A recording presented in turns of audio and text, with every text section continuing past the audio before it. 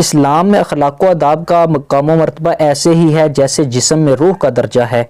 ہمیشہ سے ہی اللہ تعالیٰ کی کتاب کریم میں مذکور آیات اخلاق حسنہ کے اپنانے پر ابھرتی رہی ہیں۔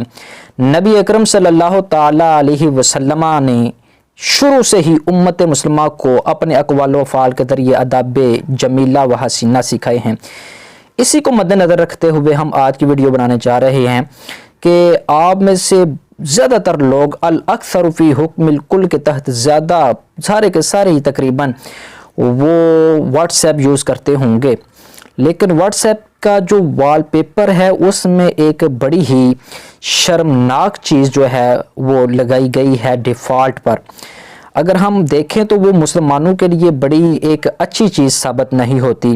اس میں قرآن کریم کی بھی توہین ہوتی ہے، دیگر اشیاء کی توہین ہوتی ہے۔ مثال کے طور پر یہ دیکھیں، یہ ہے وال پیپر، اس وال پیپر میں یہ ڈیفالٹ وال پیپر ہے، تو اس میں ہم دیکھتے ہیں کہ میں اگر آپ کو زوم کر کے دکھا سکوں تو یہ دیکھیں یہاں پر جو ہے یہ ڈاگ کتے کی تصویر بنی ہوئی ہے، پھر یہ کئی ٹائز کی تصویر بنی ہوئی ہے، گڑیا وغیرہ کی تصویر بنی ہوئی ہے، ان کے پاؤں بنے ہوئے ہیں۔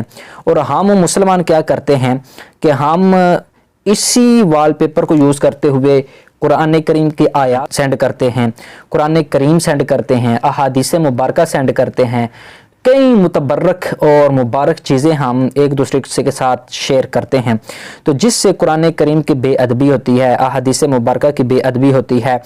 تو ضروری یہ ہے کہ آپ اس ڈیفالٹ وال پیپر کو بدل دیں۔ اس کے بدلنے کا طریقہ یہ ہے کہ آپ یہاں پر یہ جو 3 ڈاٹس آپ کو کارنر میں نظر آ رہے ہیں، آپ اس پر کلک کریں۔ اس کے بعد یہ آخر میں جو سیٹنگز کا آپشن نظر آ رہا ہے، آپ اس کو کلک کریں۔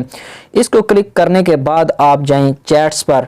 چیٹس کے بعد یہ جو وال پیپر لکھا ہوا ہے یہ دوسرے نمبر پر، آپ اس پر کلک کریں۔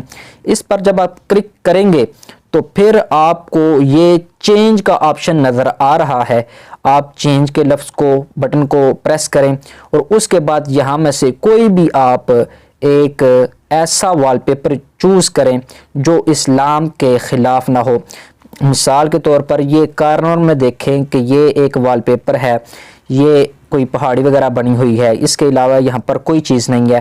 تو دیکھیں یہاں پر کوئی کتے وغیرہ کی تصویر نہیں ہے، یہاں پر کوئی ایسی ویسی تصویر نہیں ہے کہ آپ قرآن کریم کی اگر آیات سینڈ کریں، احادیث مبارکہ سینڈ کریں تو اس میں توہین سمجھی جائے۔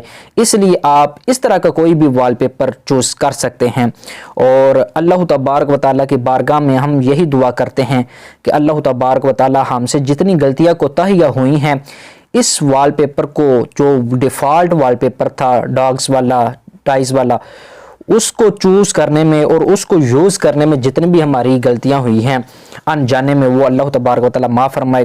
تو اس طرح کا آپ کوئی بھی وال پیپر چوز کریں جس میں آپ قرآن کریم کی آیات بلا جھجک سینڈ کر سکیں اور احادیث مبارکہ سینڈ کر سکیں، اسی طرح کوئی مبارک چیزیں سینڈ کریں۔